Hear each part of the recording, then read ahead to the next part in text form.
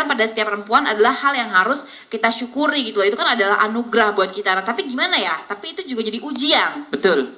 Ujiannya, mampukah kau bersyukur atau tidak? Ya, ujiannya di situ. Bukankah anugerah ini harus disyukuri? Karena banyak wanita yang tidak mensyukuri kecantikannya. Mana contohnya dia tidak mensyukuri kecantikannya? Ketika dia sudah mendapatkan kecantikan, dia merasa puas dengan wajah yang diberikan Allah Subhanahu wa taala, sehingga tidak ada usahanya lagi ke depannya.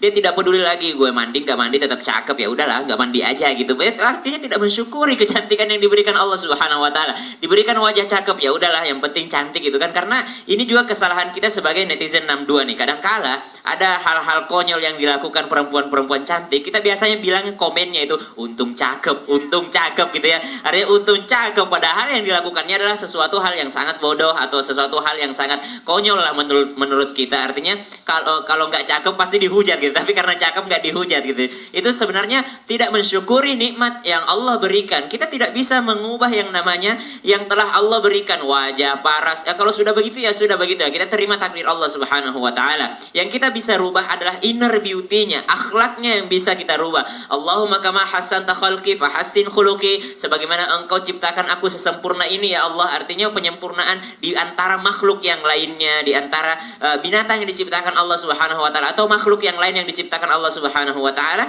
Allah katakan laqad khalaqnal insana fi ahsani taqwim. Sungguh kami telah menciptakan manusia dengan sebaik-baiknya, sesempurnanya bentuk gitu. Artinya engkau sempurnakan bentukku ya Allah, maka perbaiki juga akhlakku. Maka akhlak itu masih bisa dirubah, memperbanyak atau memperluas intelektual seseorang, sehingga itu namanya bentuk syukur. Bukan bentuk syukur alhamdulillah ya beb ya, alhamdulillah ya, alhamdulillah.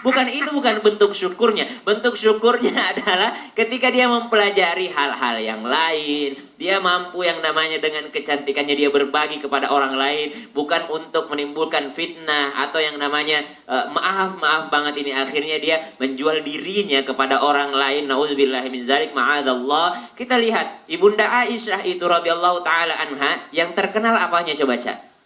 Ibunda Aisyah itu apanya yang terkenal? Kecerdasannya. Padahal cantik banget loh. Padahal cantik banget. Ibunda Khadijah radhiyallahu taala anha wardaha, yang terkenal apanya? Kebaikannya kepada Rasulullah. Padahal kecantikannya tidak kalah. Bukan cantiknya yang terkenal. Yang dikenang bukan parasnya, tapi yang dikenang adalah kecerdasannya. Bentuk syukur seseorang atas paras yang diberikan Allah Subhanahu wa taala bukan hanya karena dia pandai bersolek, tapi dia menambah kecerdasannya, makin pintar, makin intelektual. Teman saya, Masya Allah, Natasha Rizky, pandai bikin puisi, pengusaha juga, ibu juga, Masya Allah, punya kafe juga, Masya Allah, punya jilbab juga, Masya Allah. Itu yang disebut dengan kecantikan sebagai yang disyukuri kepada Allah Subhanahu wa taala. Bagaimana sih caranya orang bersyukur? Apakah tiap hari alhamdulillah, alhamdulillah, alhamdulillah? Tidak. Kita maknai apa itu alhamdulillah? Apa itu alhamdulillah? Alhamdulillah itu adalah pujian dan rasa syukur kepada Allah Subhanahu wa taala. Coba lihat, alhamdulillah itu bukan kata kerja atau kalimat kerja, tapi kalimat benda.